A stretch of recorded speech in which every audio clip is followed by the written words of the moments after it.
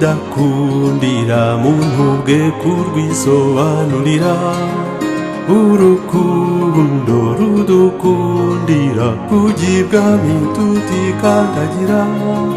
batumye twitwa abana b'Imana none byuzuye turibo hose hadusanganiza ibyiza nta kitunzita turaze mu mibande y'inkoma hatwemewe cyo dushimira Imana nubwo amagambo gusa atabituvugira imvaho bidutuye ku mutima ibyiza ineza ubwiza bw'Imana byaduhanze yaduhaye guhamya intambwe byagukezwa ikinzi ikiganza ngo tudahumangana ubutitsa dushimiye Imana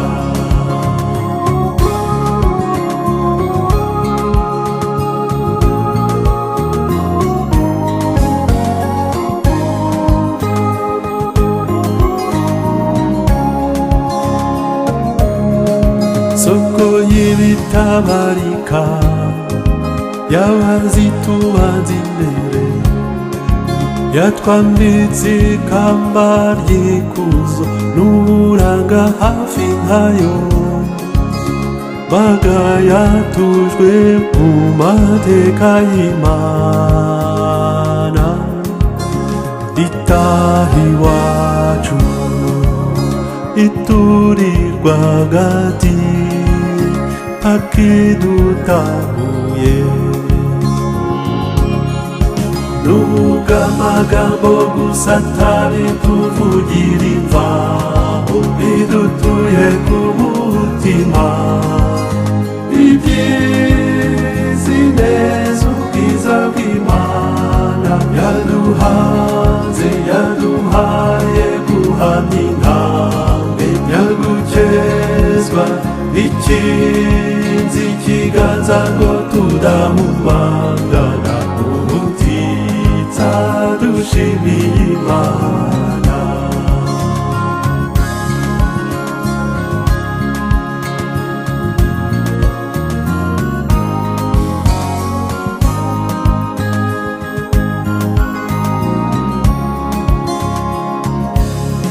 uri gatambwe kacikazi mw'izina mu tuyira twaci tugenda imbere ibyifuzo byaci bizikare